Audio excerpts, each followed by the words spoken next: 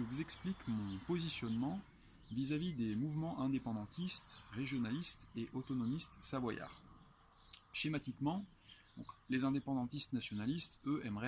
aspirent à un État de Savoie indépendant de l'État français, ce qui ferait que, de la même façon qu'on a l'Italie, la Suisse, la France, on aurait la Savoie comme un État indépendant, totalement indépendant de l'État français. Les mouvements régionalistes autonomistes n'ont pas cette aspiration à une séparation de la Savoie de l'État français. Ce qui va les réunir, en tout cas la manière dont je perçois le point commun entre ces différents mouvements, c'est vraiment la volonté de rapprocher le plus possible le pouvoir politique des citoyens localement. Je pense que j'ai vraiment l'impression que c'est le point commun le plus important. Alors après, les différences vont se jouer, telles que je le perçois encore une fois, sur les justifications à rapprocher de telle ou telle façon le pouvoir localement, avec des justifications qui pourront être de type historique, liées à des particularités culturelles ou encore à des particularités de bassin de vie. Des territoires montagneux comme les Bauges n'ont pas les mêmes problématiques que des territoires de vallée, par exemple. Alors moi, ce avec quoi je suis en accord complet, je suis totalement sympathisant, c'est vraiment cet aspect rapprocher autant que possible le pouvoir politique, en particulier le pouvoir fiscal, ce pouvoir de lever l'impôt, le rapprocher le plus possible des citoyens localement. Alors, c'est d'ailleurs un des axes importants de mes engagements pour ma candidature aux législatives à venir, dans la 4e circonscription de la Savoie. Et je me suis positionné clairement à ce sujet, où j'ai dit que toute loi qui serait soumise au Parlement, à l'Assemblée nationale, qui irait dans le sens de ce rapprochement du pouvoir politique localement, eh bien j'y voterais favorablement. Alors, ceci étant dit, on peut se poser la question, et c'est de ce point dont j'aimerais parler maintenant, cet engagement sur le pouvoir local, il n'est pas le cœur de mon engagement et de mes engagements qui portent plus sur le référendum d'initiative citoyenne constituant ou RIC constituant. Alors là, voilà, ce dont j'aimerais parler, c'est dans quelle mesure le RIC constituant peut intéresser des indépendantistes, des régionalistes ou des autonomistes, tout simplement des gens comme moi qui ont vraiment à cœur uniquement cet aspect relocalisation, concentration, recentralisation du pouvoir politique localement. Eh bien, pour vous expliquer en quoi je pense que c'est intéressant, j'aimerais partir d'une anecdote personnelle que j'ai déjà racontée dans une autre vidéo, mais qui là prendra une coloration un peu différente. Alors moi j'aspire quand je parle de relocalisation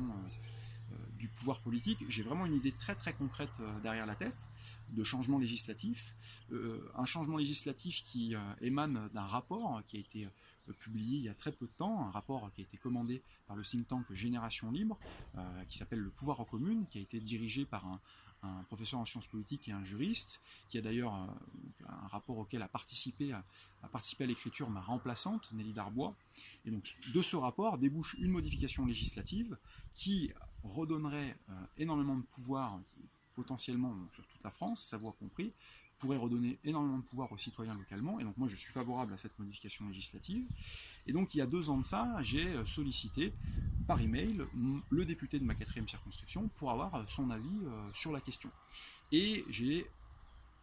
après de multiples relances, plusieurs mois d'ignorance, j'ai dû en venir à écrire un courrier, auquel là j'ai eu une réponse, donc évidemment à chaque fois des mails et un courrier tout à fait cordial. Donc là j'ai eu une réponse par email, donc c'est pas que la voie email ne fonctionnait pas, donc j'ai envoyé un courrier, j'ai eu une réponse par email, dans laquelle l'assistante parlementaire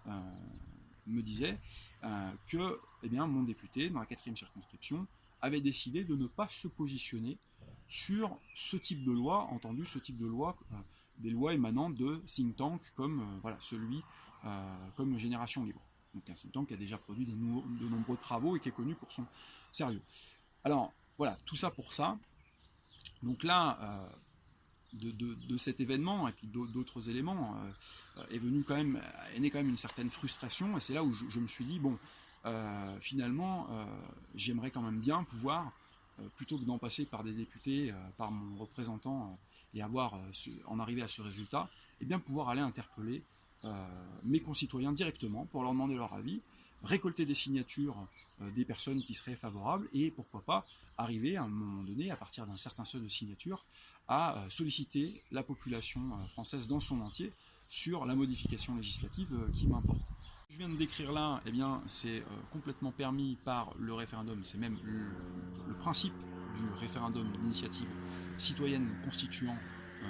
que je défends et qui est le cœur de mes engagements. Et voilà, en tant que personne ayant à cœur de redonner, j'en suis venu à cette idée, qu'en tant que personne ayant à cœur de redonner du pouvoir politique, autant de pouvoir politique que possible, localement, aux citoyens localement, eh bien, j'avais une préférence, j'avais un besoin d'un outil qui me permette de prendre les choses en main directement, sans en passer par des élus, et ça, pas juste pour moi, c'est-à-dire que ce projet finalement de loi, cette modification à laquelle j'aspire, peut-être que des autonomistes, des régionalistes ou des indépendantistes ne seraient pas d'accord avec celui-là, auraient leur propre modification en tête, mais j'ai envie de pouvoir donner le droit à tout le monde d'éviter cette situation, donc aux régionalistes, aux autonomistes, aux indépendantistes, de pouvoir leur donner ce droit d'éviter cette situation où on est ignoré et presque dans un certain sens méprisé par ces élus pour pouvoir prendre les choses en main directement. Voilà, j'espère que cette vidéo vous a plu. Si c'est le cas, n'hésitez pas à la partager. Vous pouvez laisser vos questions, poser des questions dans les commentaires, j'y répondrai avec plaisir et je vous retrouve demain pour une nouvelle vidéo.